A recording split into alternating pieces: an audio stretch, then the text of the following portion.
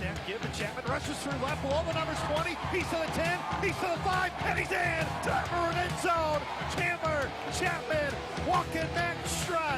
Jeckelman taking a shot, he's wide open, but it's picked off! Jeremiah McClellan's got it down at the 15-yard line! There's a turnover!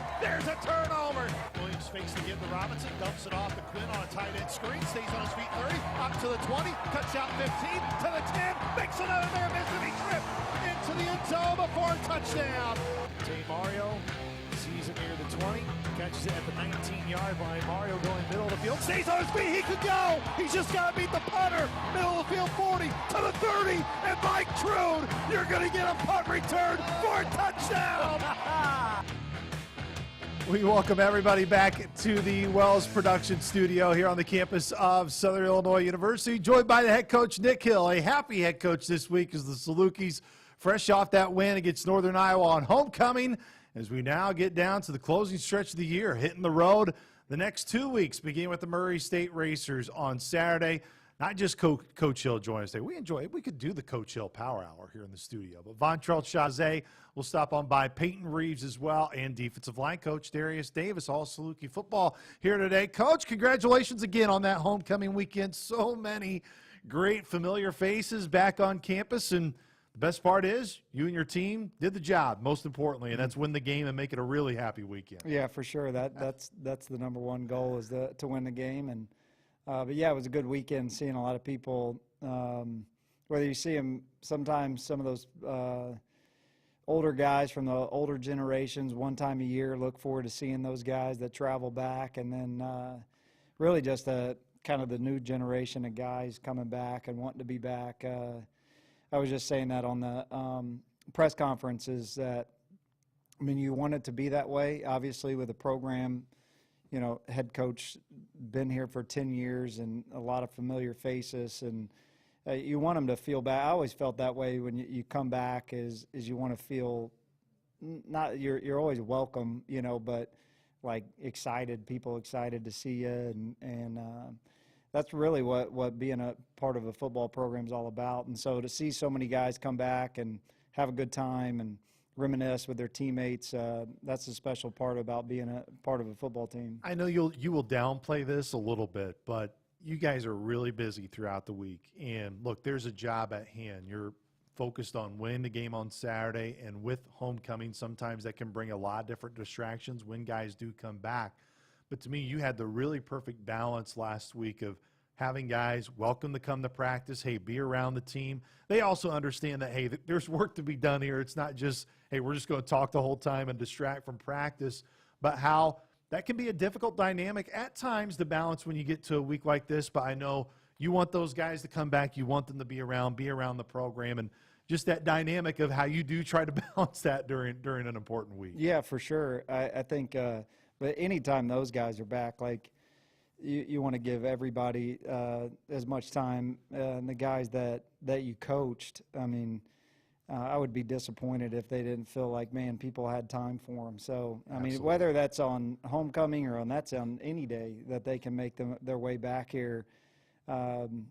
Yeah, I mean, I just had a lot of moments sitting in my office, I mean, Friday, and they probably don't realize like how much it means to me or the other coaches that they see is, you know, Whitney and Ryan Neal came back, and on Friday they were here a little early and spent like 45 minutes with them, just listening to them about their lives and them ask questions and all kinds of stuff. Like, it was fun just catching up with them and seeing where they're at, and they're, you know, Ryan, you know, transitioning post-football, still training a little bit, how well Whitney's doing. And then Whitney met me, I was on the ride in, and Whitney's like, what kind of coffee you want, you know, and before the staff meeting on Saturday, you know, we're having coffee in my office. And so all that stuff means a lot to me. And, yeah, as a coach, I think probably, you know, I've learned this, probably my family more than anything knows, like,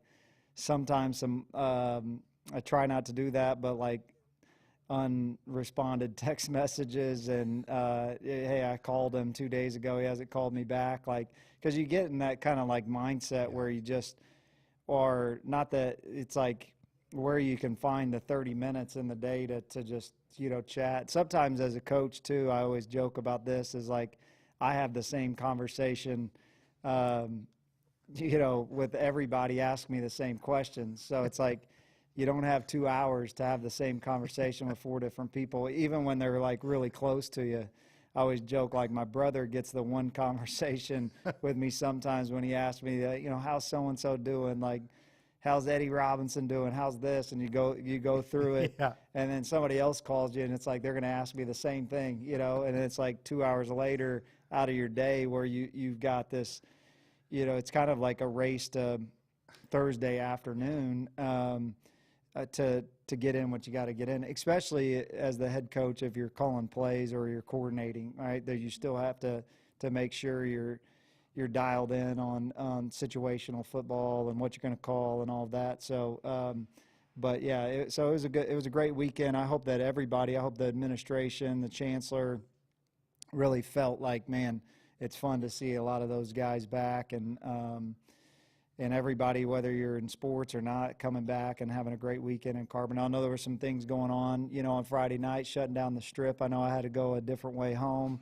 and you saw a lot of good pictures, people doing a good job with all of that. So I think a lot of people had a good time back in Carbondale. Hey, I work really hard to make sure that our conversations are not rinsed. No, you're not one of those guys. You're not one of those guys. You get the inside scoop. That's what I mean. So then it's like, yeah, you go to Walmart on Thursday afternoon, how's the team? It's like, good, yes. And keep it moving. Hey, well, before we really get into the game, kind of the last thing on the weekend, you were able to break away just a little bit, be able to take in the Hall of Fame. Of course, both of the football inductees went first. That actually helped in terms of the timing for you before the rest of your evening had to get back in the football mode. But just what it was for you to have the chance to be there, and what was just so neat is just to see the impact that this university has had on specifically Jeremy and Fabre, the two that went in representing your football program. Yeah, I think, first Fabre, he's a guy, Derek Taylor, who's in the Hall of Fame, that I've become and gotten to know, supporter of the program. He's been first class to me, and part of the 83 team. I mean, look, they're still the one team that's won the national championship. And then I think even Jeremy, I could see James Caesar, when you're reading off the stat, 400 and something tackles in a career. I mean, that's unbelievable, And so my first year, I think it was, we went up to Chicago, and I was talking to Derek, because I had golfed with Derek before I became the head coach, so I knew Derek. And he was just talking about, like, and Fabre was coaching on, like, the south side. And I was like, I want to go to his school. I want to meet him. I've never met him. I've heard his name and all that. So that was the first interaction. I still got a picture that we took when I was at his school and got to catch up. And then I know there's a lot of guys always pushing for him to be in the Hall of Fame. And you talked about it like it's kind of a secret deal on how it gets, how people get in, and how tough a job that is, and who's on the committee. So I was happy for him. I know a lot of his teammates were, super happy that he got recognized. And then obviously with Jeremy, first player that I've coached and recruited here that goes into the Hall of Fame. And then, even for Jeremy, he's in the midst of, he's the pro football player and a legit one, and could do a lot of things, but it still just makes you realize, like, how important and just special, like, your friendships are in college. You all go your own way. You're playing in the NFL.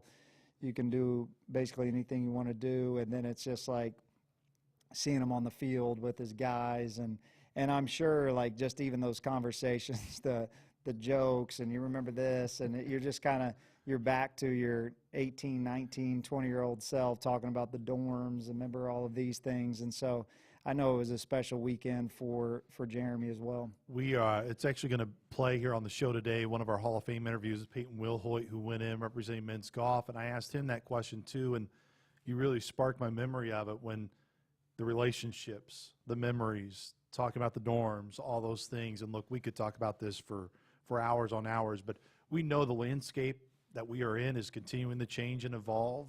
Having guys who are at places for even just 2 years, let alone 3 or 4 years, is hard. But what I hope weekends like we just had are a reminder to a lot of the current guys that are on your football team of there is a huge benefit to being somewhere for 3-4 years, getting the degree, having those built relationships. And then when time comes, whether it's Jeremy relatively short, just 4 or 5 years removed from playing, or even guys 10, 20 years from playing or more, they get to come back to that same place. And those relationships are even underlined more and shown even more. To me, that's what was just such a great thing about the weekend, was it was just that really great reminder. As much as things are changing around us, that will never change the importance of having that type of relationship with your institution and your school. Yeah, without a doubt. And times have changed, and it doesn't mean, like, that's what I always say, this isn't on the players, and they have those opportunities now. So just times have changed. You look back 20 years from now, I don't know how many guys, that'll have those, long careers. I hope so. But yeah, I think there's something to be said. Like, it's hard in the moment when you're 19, 20 years old to be thinking about, like, let me make this decision so when I'm 35 I can come back. In the moment you're just not thinking about that. But it is the special thing about college athletics. I mean, I said this to Ryan Neal there on that Friday. I'm like, you and Jeremy probably would not have been here. I mean, especially Jeremy. Jeremy would have been, the top 10 guy in the portal probably. And so, each different era is different, and we're lucky that we were able to share those memories together while they were here. No question. Well, let's get into the win over Northern Iowa. Tremendous first half, as we talked about, in all phases. And that what was just, man, so uplifting, too, to watch Coach Hill was you go from a week ago where you could point to every phase as a reason why where the score was against North Dakota to exactly the opposite. You could look over the weekend against Northern Iowa, every phase of the game there in that first half, outside of really the blocked punt late in the first half, seemed like all facets of that game were really on point. Yeah, and I think as a coach, I mean, it's quick to point out there was plenty of things that just to how the game goes. Like if you win, if that's a closer game and you give up the block punt and that cost you in the win-loss column, it's always easier to learn from your mistakes after a win, when there's not consequences for them. The week before there were consequences for them. But I think it's still just a mentality of, learning and getting better, because there's things that showed up on all three phases as well that we got to get better from. But, yeah, I think just from the opening get-go, from scoring on the opening drive, getting a 3-and-out, getting the ball back, going down, and they pinned us, and we found a way to get points from the -1. Which is tough to do, which is a winning drive. So there was just a lot of good football for that first, really 25, 28 minutes, really 29 minutes. It was really a dominating 29 minutes. And then coming out, getting a stop, returning the punt, just a lot of good stuff. And, I feel like, defensively we were disruptive. We were able to affect the quarterback. They changed quarterbacks, 2 of 12 or 13 on third down. So that means you're getting off the field. 7 of those were 3-and-outs. We got the turnover in the first half, and so a lot of good things, a lot of things to build some momentum off of. I think it proves to the mentality of our group that we're going to come back and play super hard in the way that you're supposed to play, regardless of the outcome the week before.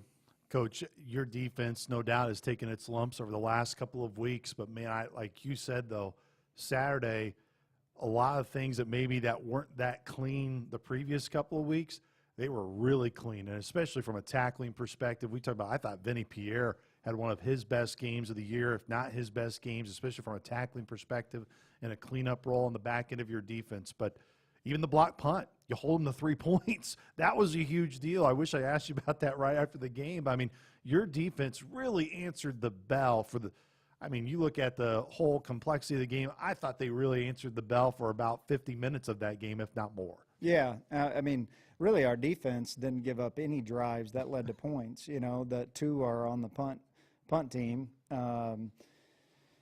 The first one, they block the punt, and they go back 3 yards and kick a field goal on fourth and 13. So, which they could have scored right there and had some momentum. That was a huge play.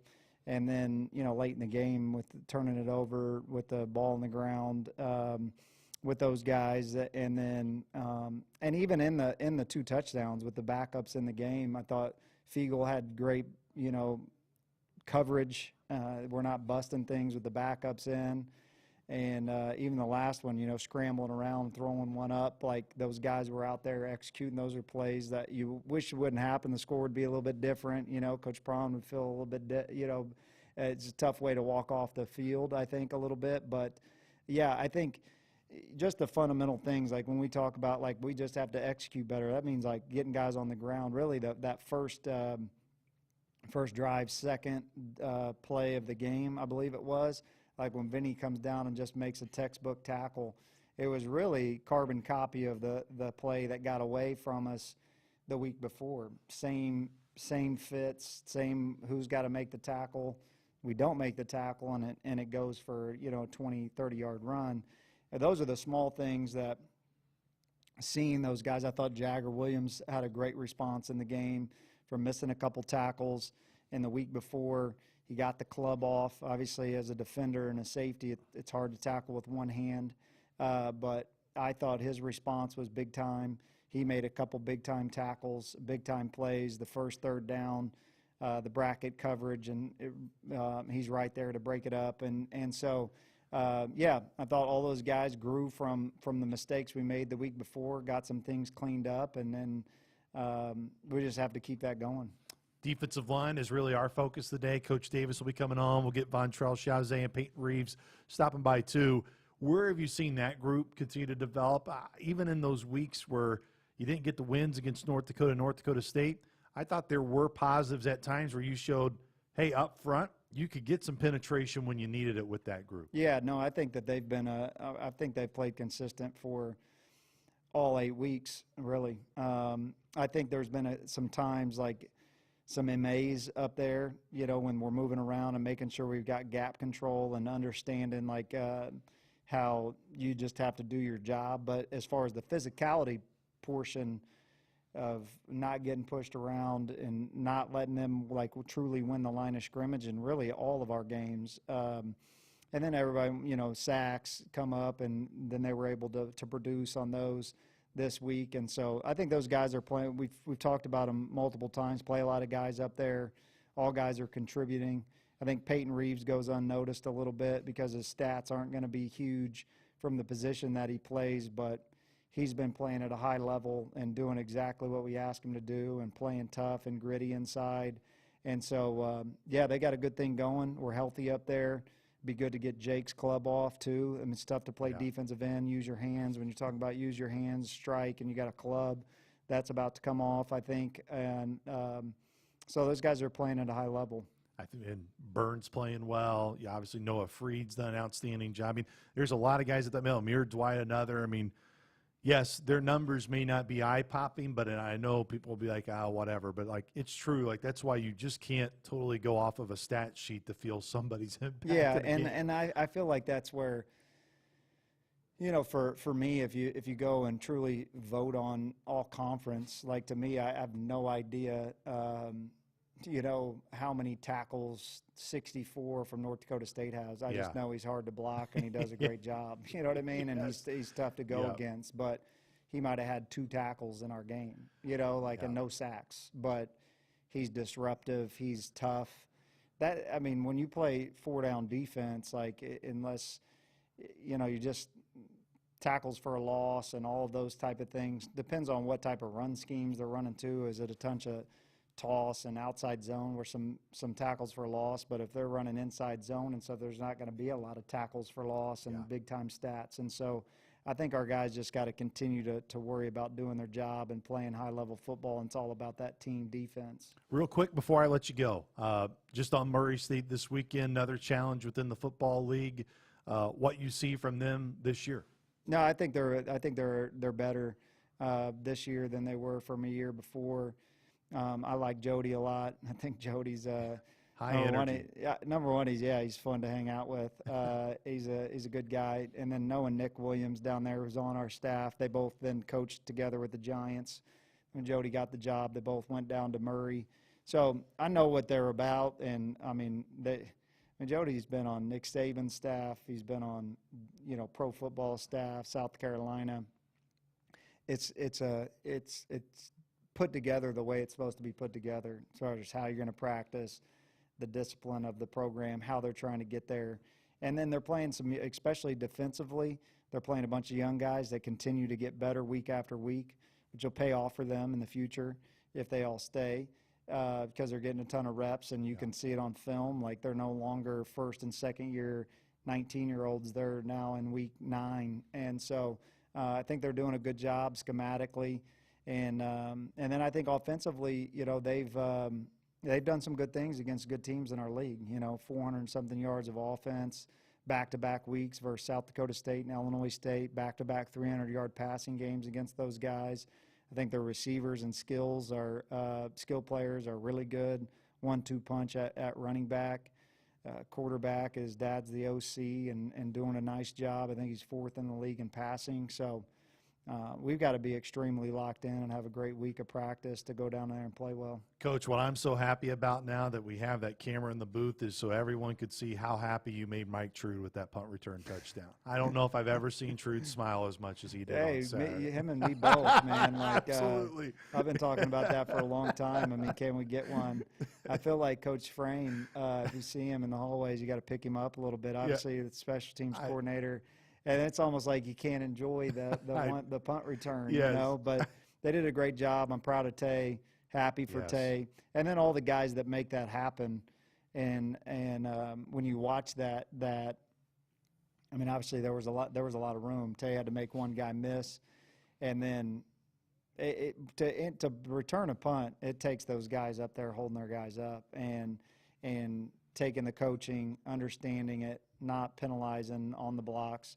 And those guys really locked up their guys and gave Tay a great opportunity to return it. Truly takes all 11 at any point for any phase of the game, but no doubt on special teams. Coach, appreciate the time. Look forward to Saturday. All right, appreciate it. Once again, it was head coach Nick Hill. We're going to take a timeout. When we come back, we're going to play our interview with Peyton Wilhoit from the Hall of Fame on Friday, and then Vontrell Chazet will stop by the studio. This is Inside Saluki Athletics.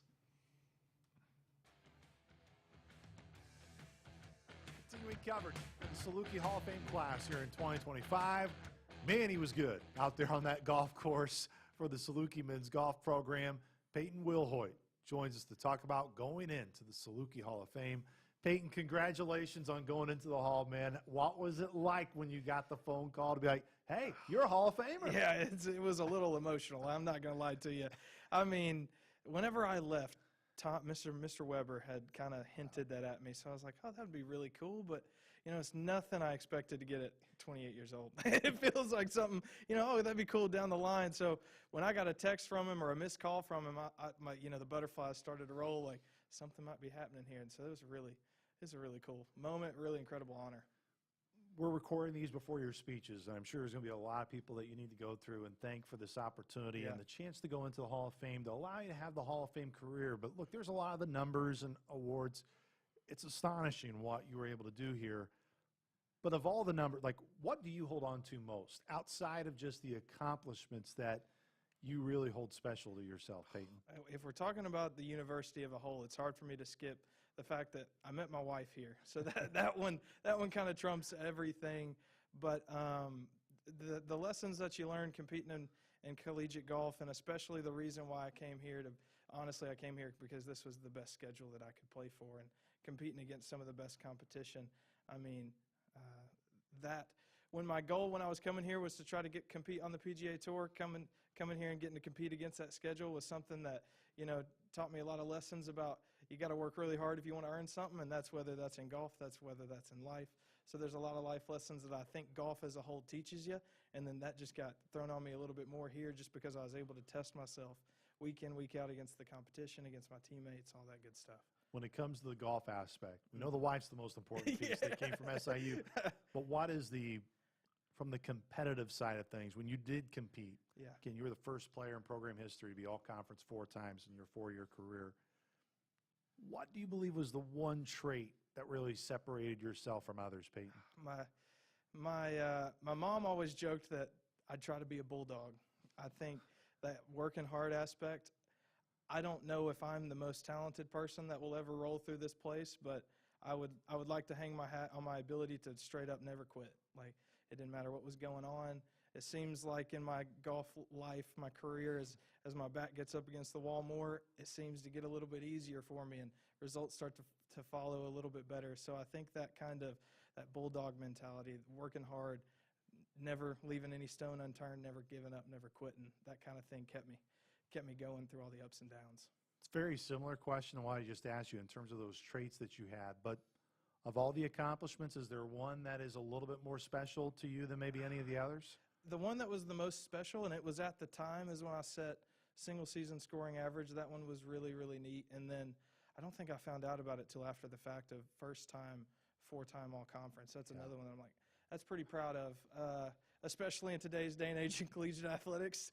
4 years at one place, as you're aware of. That's one that I'm kind of looking back on and really proud of. That's like, hey, I was here 4 years, spent my whole career there, and was able to excel all 4 years. So that part was really special. Look, we don't have the time to talk about the ever-changing landscape that we are in college athletics. It would take a long time, and we could have probably a really entertaining conversation about it. But in part of that, Peyton, what has it done for you to have not just the success, that of course is an important part of your career and has no doubt helped shape part of your life, but the relationships you built within golf, within the school, the community here in Carbondale.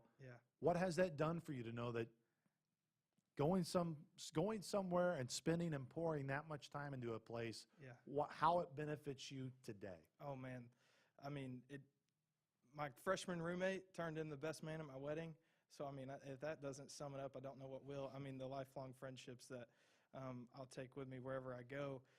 A part of, maybe I don't want to say the unfortunate fact, but a lot of my teammates that I love so much were international players, so I don't get to see and connect with them as often as I'd want to, but and especially with us being a small-knit team and all that stuff. But, I mean, some of the best friends that I'll ever have, the best man at my wedding, some great relationships that I'll always take from the 4 years here at SIU. And then, like you said, not even just golf. There's even people that just you go to class with at SIU that are still friends and you still keep up with. So, but Carbondale, SIU, a really special place. Very honored to be able to represent it and be put into a Hall of Fame and have such an honor attached to my name here.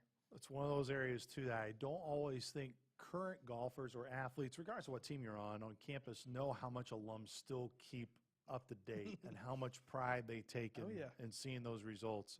I mean, Anthony DeShooter is having a remarkable fall to this point. As a golfer yourself, what's it like to see just, man, there is still talent getting turned over and having great results here in Carbondale? This year's team, between him, another player, blanking on the name, I believe he shot 64. That's part of where my mind was whenever I dropped earlier. Might not be the most talented that's rolled through here because this year there's a ton of talent, and it's so cool. I mean, as an alumni, you're always looking back, checking the scores. You're always like, oh, sweet, we're getting better, we're getting better. I mean, same thing in all the sports. I mean, it's not just golf. It's basketball, it's football, it's baseball, it's all the sports where you love to see SIU exceed as much as you can, but you're exactly right.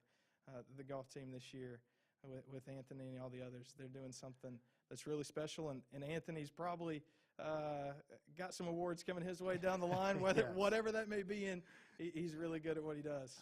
I joked with him at the start, hey, I want you to win every tournament, and my goodness, he's almost won every tournament that he's had this year, which is remarkable. Before we let you go, Peyton, on what's going to be a fun night for you, for Saluki Nation, maybe haven't had the opportunity to follow your path since you've left, kind of tell them, you already mentioned that you met your wife here, so just in terms of your family, career path, et cetera, where you're at right now in your life. Yeah, so after I left SIU, I tried to play on the PGA Tour. I didn't quite get all the way there, but I played on PGA Tour Latin America, PGA Tour Americas, had a Corn Ferry start. So I feel like I got to do some things. The Lord's blessed me deeply with some experiences that I got to have in the game. So while it didn't get all the way to the PGA Tour like I wanted, my path's kind of changed. Now I'm a father of 2 beautiful kids, and that coming home to that every day is maybe a little bit more important than some accolades on the golf course. So, but I'm still heavily invested in the game. I'm working at Country Club of Little Rock in the city of Little Rock there. So, trying to increase junior participation, trying to increase participation around the city, trying to then get some of those kids that are really good at golf, help them get some of the opportunities that I got at a place like here, help them navigate that world of trying to get recruited and stuff along those lines. So trying to do everything I can to help people have the same great experiences that I was able to have here. Peyton, congratulations. Thank you, sir. Enjoy the weekend, Thank you, and I we will. look forward to seeing you coming back as a Hall of Oh, Famer. yeah, I will for sure. Peyton Wilhoit as our continuing coverage of the Saluki Hall of Fame class here in 2025. Welcome back inside the studio. Big thanks to Peyton Wilhoit taking time on his Hall of Fame night just on Friday. All those interviews, by the way, just look SIU Salukis on YouTube, and you can watch on from Jeremy Chin to Fabre Collins on the football side. It was a really tremendous night on Friday to start off homecoming weekend. And this guy took care of business on Saturday, as well as the rest of that Saluki defense in that big win against the UNI Panthers. None other than Trell, as the guys call him. Vontrell Chazé taking time to join the studio, man. It's good to see you, brother. Thanks so much for the time. No problem. Good to see you as well, Luke. Hey, now, we've talked about a lot. You're a journalism major, like TV area. So, Yep. what do you think of the studio, man? You like this new spot that we have in here? Yeah, it's a pretty good setup. You You know? you got multiple angles with the cameras and stuff. Yeah. Got some Look good at quality microphones, See, you even Yeah, know. yeah. You know, Vontrell. Got the aesthetics going on, the helmet, Jeremy Chin, bobblehead. Absolutely. I'm with you, Luke. Hey, I appreciate that, man. As long as we get your thumbs up, we know we're doing something right. Got 2. So you got 2 of them. That's even better. 2 thumbs up. Man, I will give you like even more than 2 thumbs up from Saturday, man. We were talking about during the break. Man, you've tried it. When you first got here, you were not extremely healthy. You really had to get your body right, feeling right. This year, Trell, just how have you felt from a physical standpoint? That's probably about a night and day difference from when you first got here. Yes, it is. I feel really good. Like I feel really explosive. Pretty much, I feel like myself of old. Honestly, a lot of that is due to Coach Meade and his crew that they have downstairs in the weight room. Getting after that. Mike Lazicki, great head trainer. They're in the training room taking care of us and getting our bodies right. So big shout out to the support staff here at SIU. Like they really got me back on track. Look, Meade hates attention, so I want to give him some attention here at the start. He's a guy that always likes to hide. Today with some of the rain, he had his hood up there for a little bit. But we joke with him a ton, and I know he's really hard on all of you guys, and I'll ask Peyton this too. But when you are in a spot where I physically have to get better, what does he do so well to get you guys right and not just help you physically, but also like to be hard on you, the certain standpoint to still help you guys out mentally as well? Yeah, I think it comes from Coach Meade and just being around for so long. Like he has a great understanding of the body and what you need and what you don't need. So I feel like getting with him and communicating with him, letting him know what's going on with your body and things of that such helps him develop a plan that is right for you and what issues you have going on with your body. So I feel like Coach Meade does a great job of doing that for each player individually, and also like just making sure that guys are pushing themselves. Like even if you are a little banged up in one area, you still got to push yourself to the edge when it comes to like different parts of the body. So Coach Meade is really hard on us, but it all comes from a good place, and he knows his stuff. So you got to listen to a guy like that. I joked with Mike earlier today and Bree as well. I think Mike and Bree need like a TV sitcom show with their personalities, and obviously all of your personalities too within the training room. I don't know how much of that all could be documented throughout the week, but no doubt there are some great stories to be shared. But you talk about just that connection within the staff and not even just with your football staff, but the support staff. How has that made this place feel more like home for you, Vontrell? Everybody has a role. You can't just like look at the people that's at the top, the people that talk the most, and get the most recognition because it's way bigger than just one person. So you gotta think about the equipment managers and the water girls and water boys that we have on the team, like all of those people play. We all come together to get to one point, and that's to win. So without everybody doing their job, something's going to be off. And if something's off, then one small little rip can turn into a gigantic tear. So as long as everybody's doing their job and taking care of their business and allowing each other to move well, we got something good here. Well, when you're on the D-line, it's a hard position to have a lot of eye-popping stats consistently, just because we were touching up on it. I felt Saturday was arguably your best game that you've had since you've been here at SIU. And I think from a numbers standpoint, that definitely shows. But all in all, this year, Charles, seemed to be a really strong year for you. How would you just describe the year you've had, and specifically, how would you describe the performance on Saturday against UNI? I feel like I had a pretty good year, but it's all thanks to God. I'm strong in faith, and just a consistent process every day. There are days where things probably wasn't looking the best for me, or probably body wasn't feeling the best, but you got to go out there and attack it and believe in your plan and the plan that he has, the plan that the man upstairs has for you. So it was just a consistent process. Never giving up and just continue and endure. You talk about, hey, things may not be all according to your plan at times. How have you tried throughout here? Because we've discussed a little bit, a lot of it health-wise, trying to get through it. Man, but I don't think your attitude and your personality has really ever dipped when you've been here, Trell. Like, what have you tried to do to make sure that regardless of the obstacles you've had to overcome, you've stayed as positive as you can be to now being a really key contributor for that defensive line? You got to look at the entire journey as like a whole. You could go through what you go through personally, but at the end of the day, like, you got to respond. You show the people what you want to show them. So I wake up in the morning, that's a great start to my day. I get to go to class, I get to go play football. I get to do a lot of things that a lot of people wish they could do and have the opportunity to do so. So, I just wake up and be thankful for the things that I am allowed to still do. I've been banged up. I missed time with football. So I think about days like that where I couldn't participate in football or I couldn't go lift, and that really hurt me down to the core. So it's like, now that I get an opportunity to do that, every day is a great day for me. So it's easy for me to go out there and put a smile on my face and hype the guys up and get some juice going around the team. That's easy for me. Started your career off by memory, serves me right, at Toledo, transferring over here. When you made the decision to come here, of course, there's always that recruiting pitch of, hey, come here, be a Saluki.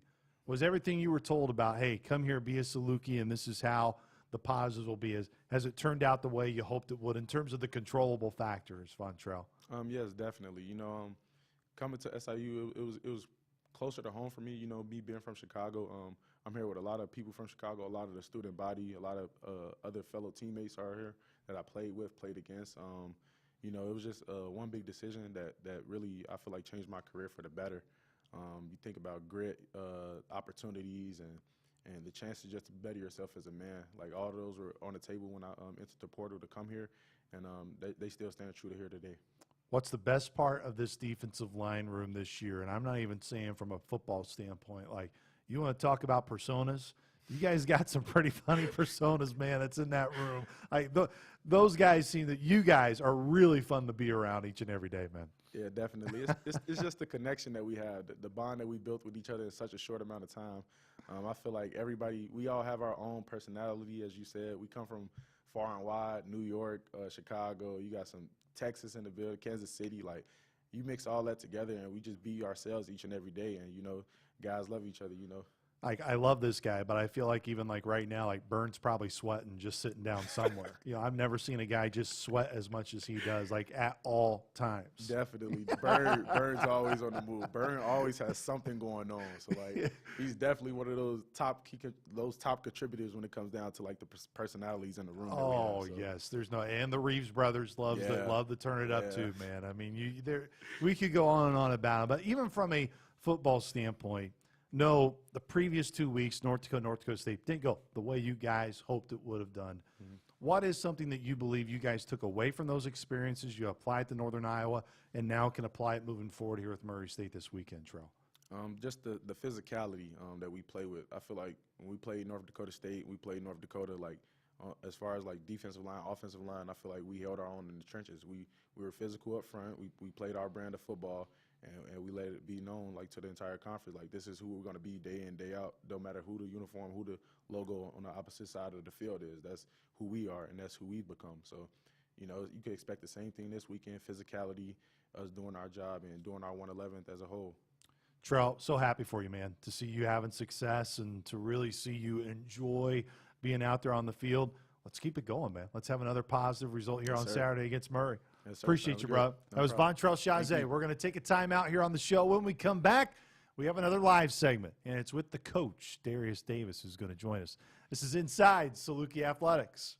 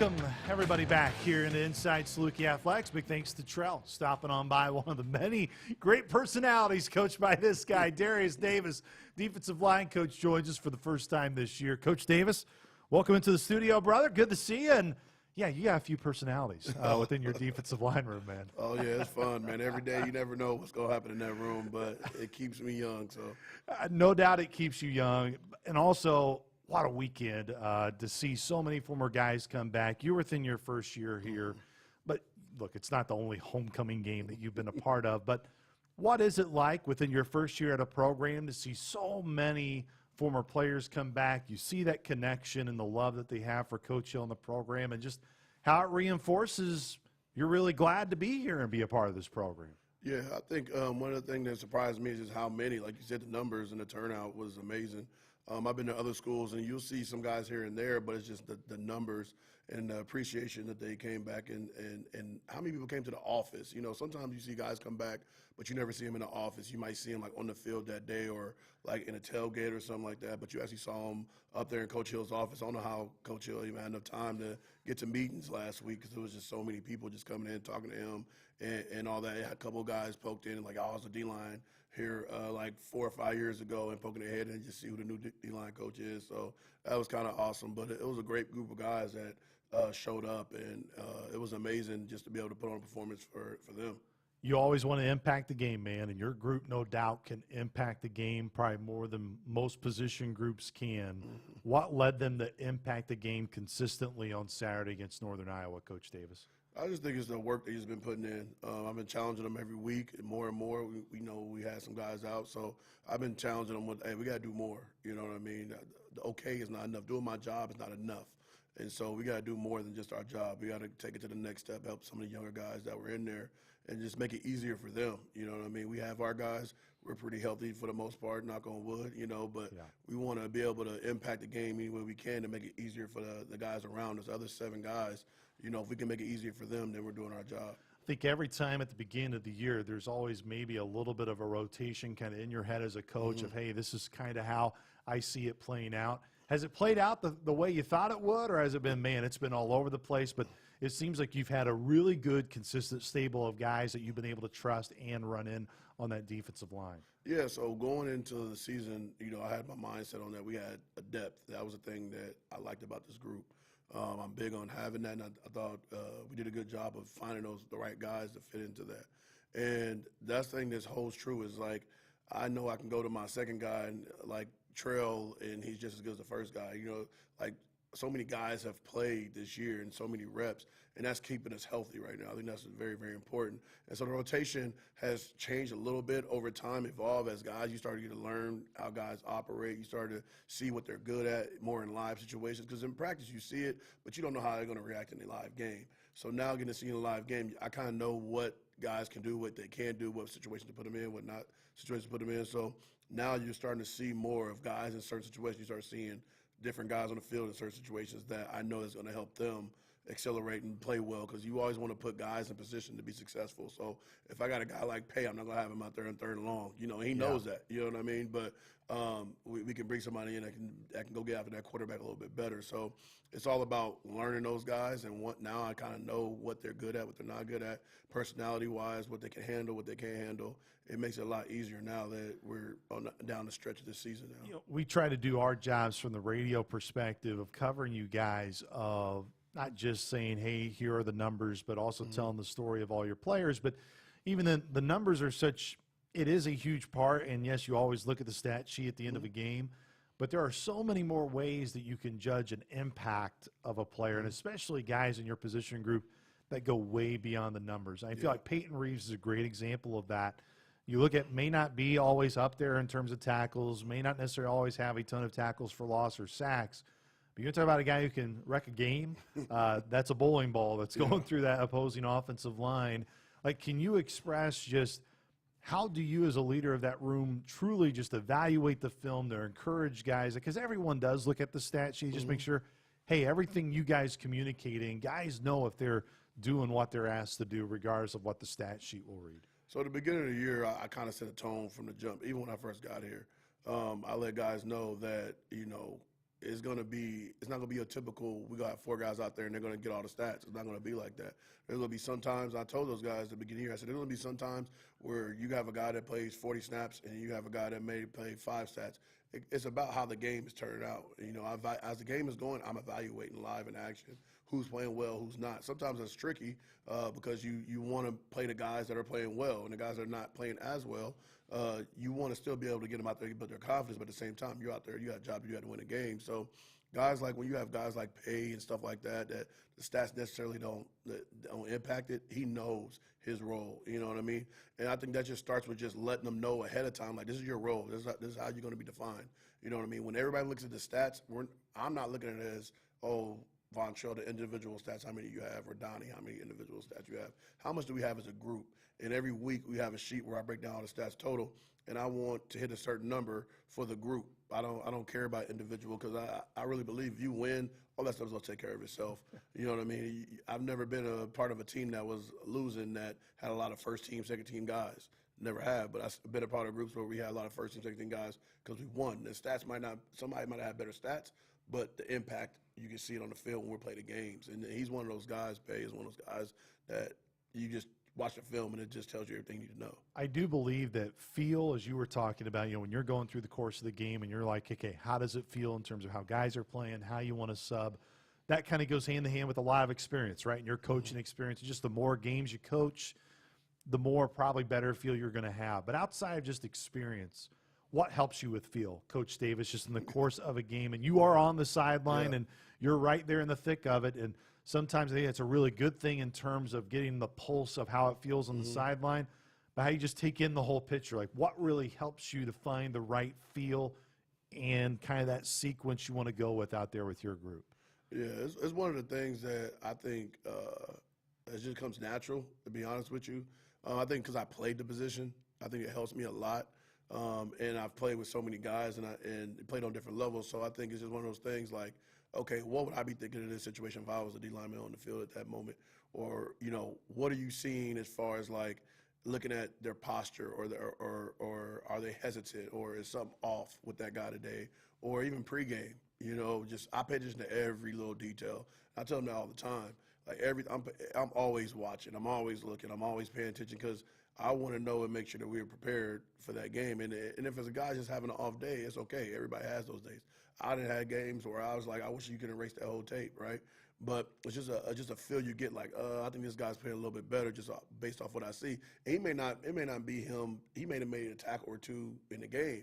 But again, is he where he's supposed to be at? Is he detailed? Is he hitting the gap the correct way when we're doing line movements? Or does he have the edge when the quarterback and not let him get out of the pocket? You know what I mean? So there's all those little things that I'm focused on to make sure we're doing right. Because in the bigger scheme of things, that's how we're going to impact the game, is being where we're supposed to be at. What's great for me too, Coach Davis, is to see how you guys, you know, look we all know it comes down to wins and losses on Saturdays, and that's how ultimately you're judged in this field. But you also know, man, it's about having fun too. We talked about the personalities, but you do a really good job of organizing different events throughout the year, taking the guys to, I think you went to either a haunted house or a haunted field or something like last week. And I'd love to know who screamed the loudest. Like, who was the scared out there out of the D-line? It was definitely probably top three: Bernie, Caden, and I think I might have heard Tronzo a couple of times in there. Yeah. So it was definitely Amir was definitely he was not looking the whole time. So it was a great time. It's something that we do. I've done everywhere I've been. Yeah. I've had something called D-Line Dog Fridays, and I always do something with the guys. Whether it came to my house, whether we go bowling, we did a pool tournament, so a billiards tournament. So we did that. We just do different things, and I think it's important. Some things that when I was a player, I always just think of things like, what if I was a coach, what would I change? You know what I mean? What would I like to have done or experienced? And that was one of the things that I would have loved to experience, is just doing more with the group outside of just football, getting to know them on a deeper level, and just being around them where they don't have to feel like, oh, I'm their coach. Like, that's Darius Davis, not Coach Davis. So that's the thing I've just been doing I'm doing about 7-8 years now. And I think that's the reason why those guys play hard for each other. You know what I mean? Because they love each other. It's genuine.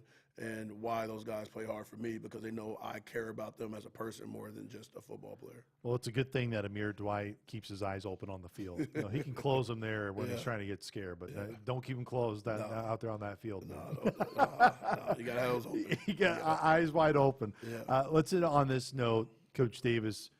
Everyone always goes, hey, what's the message hanging into another game, another week? I don't think that stuff really changes a whole lot internally for you guys, but in terms of just, hey, this is what we demand from our guys each and every day.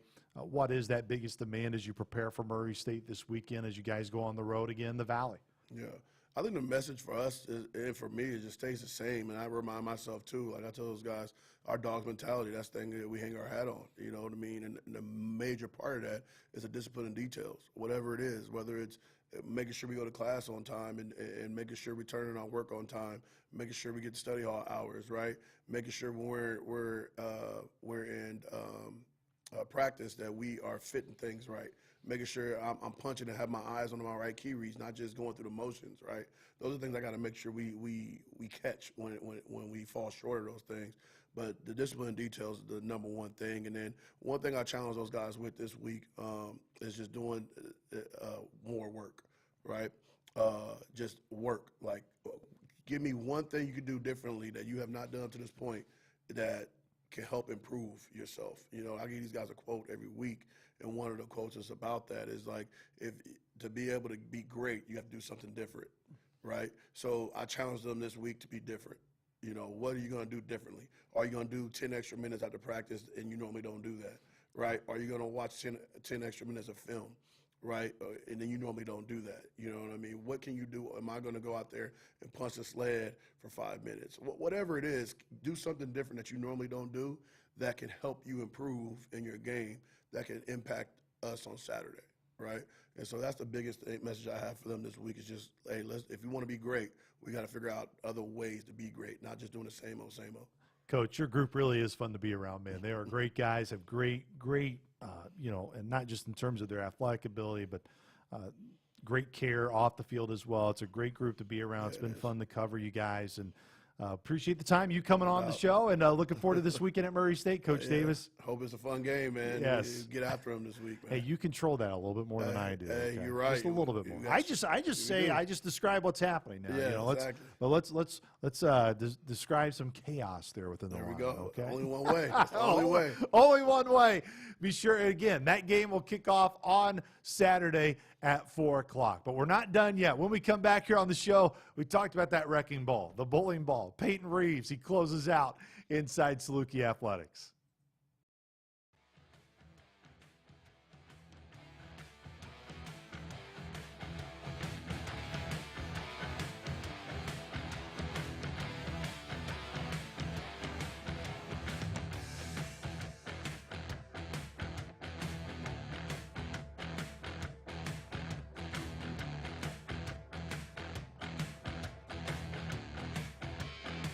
Welcome everybody back to Inside Saluki Athletics here inside the Wells Production Studio here on the campus of Southern Illinois University. And what better way than continue to talk with some of our great defensive linemen. Said this guy's name so much this year, so much throughout the years. Peyton Reeves joins us, of course, one of the key senior leaders for Coach Davis on this defensive line group. The better one of the Reeves brothers, right? We could say that. We can drill you a little bit, Caden, who's not here. Peyton, thanks so much for the time, man. Appreciate you having me on, Luke. Hey, describe the year to this point. I know, look, homecoming, seeing so many familiar faces, so many people back had to be really special, but to also do it in a win had to mean a lot this weekend. No, it did mean a lot seeing all the, my past teammates, me being here for 6 years. Man, it doesn't feel like it. It definitely has flown by, but seeing all those guys back, it was pretty cool and special to have them up in the stands cheering, all the guys that they played with, like Jathan, like Lando was back, like haven't seen him, and No Tree, haven't seen him. Yeah. It was pretty cool and special.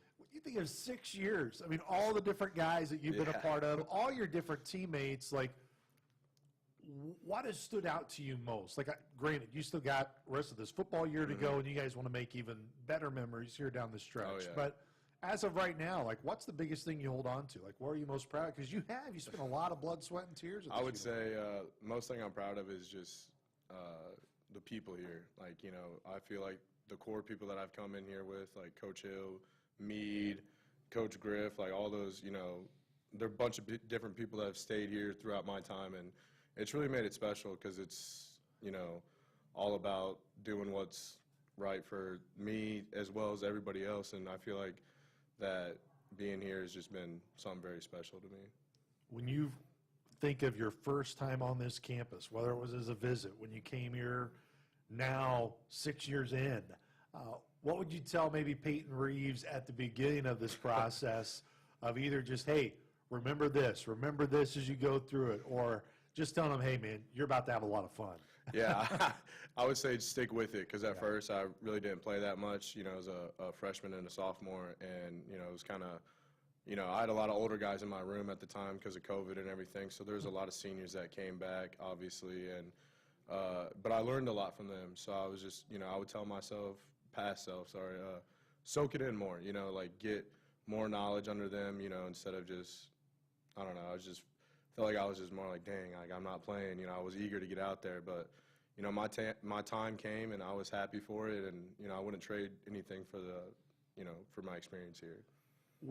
The reason when your time has come, as it has this year, and you're ready, Peyton, is because of that preparation piece. Like, what do you try to tell maybe younger guys who are now in your shoes that you once were in, and just, hey, I know you may want a lot of reps right now. You probably want more reps than what you have, but you took advantage of that time in your preparation mode to ultimately get you ready for where you are now. Yeah, I would definitely say Meade's redshirt workouts definitely prepared me for a lot, man. And I know them boys have been going through it a little bit, and I've kind of told them, hey, it's part of the process. Like, enjoy it, while you can, because like I said, it just flies by like that, just so fast, and yeah.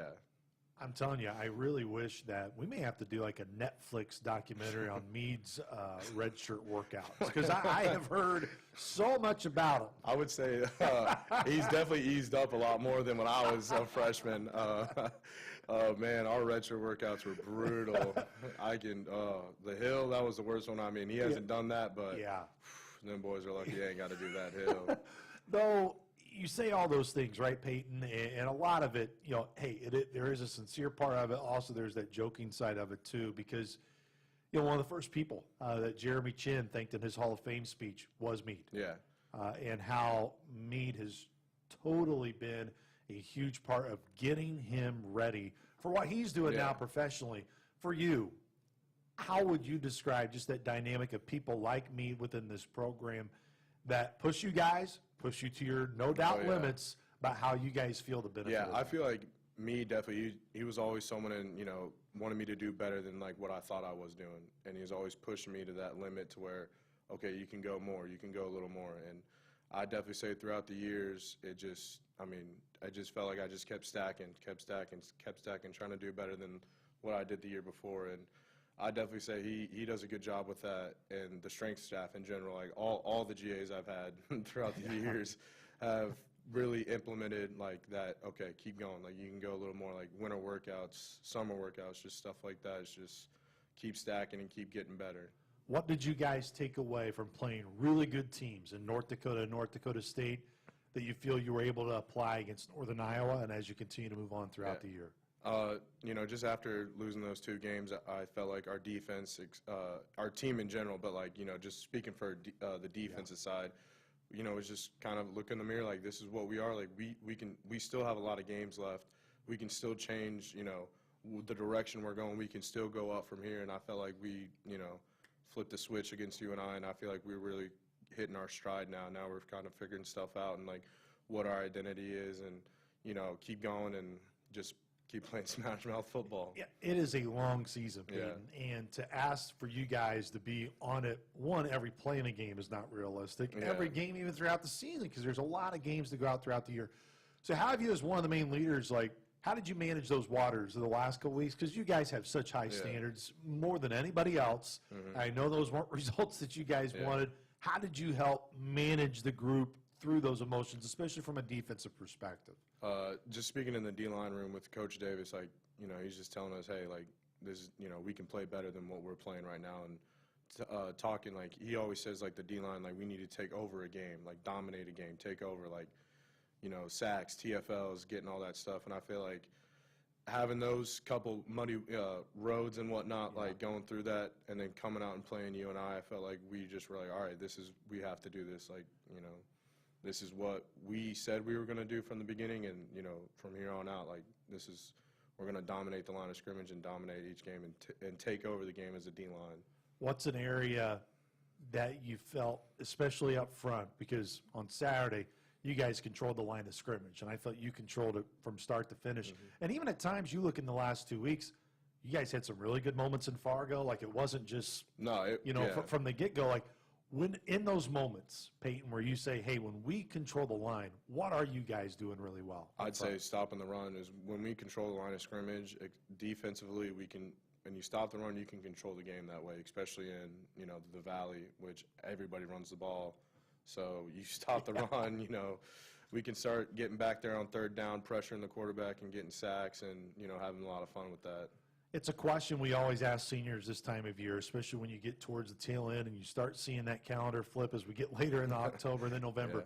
But for you, how do you keep the focus on just, hey, it's Murray State this week, not trying to be like, hey, it's about making a run to get to the playoffs. Just all of those are goals, but how do you just make sure you reset yourself, that you keep it individualized on a week-by-week basis? I feel like our team has a really good mindset of going 1-0 each week instead of looking to the future. I mean, you hear Derek every practice, 1-0 this week, 1-0, and I feel like that's really implemented in our team. So, you know, when we break down the film and everything and start, you know, getting honed in on Murray State, I feel like, you know, we're just looking for that and come out with a win on Saturday, and then obviously we'll turn the page, you know, to who we have next and so forth and so on. We try to do our best, whether it's showing up to your guys' practices and to really give our fans a prism to you guys that they can't see on a regular basis.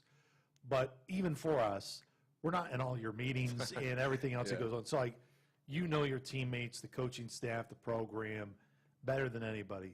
What would you say, Peyton, of something that, and you mentioned your time here, 6 years, what about being a Saluki football player that maybe isn't publicly seen a ton, that you would really love for the fans and everyone else to know of what it is like being a Saluki football player? I mean, like you said, you guys do a good job of coming to our practices. Like, I know us players, we appreciate you guys being out there, you know, saying what's up every time we see you guys on the sideline. Like, it brings us joy and everything, because we want the fan base to be really involved with us and, you know, keep showing up and everything like that.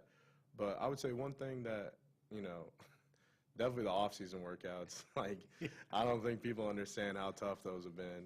And, you know, I don't have any more here as a Saluki, so, but yeah, I mean, the off-season workouts, I mean, they're no joke, that's for sure. You know what? Since you don't have any more, just help the rest of your teammates to keep extending those off-season workouts. You know, Yeah. keep winning. Oh, have yeah. some more games as we go. No, You know, 100%. I know we just said, hey, focus game by game, and here I Yeah. am saying, oh, just keep winning, Peyton.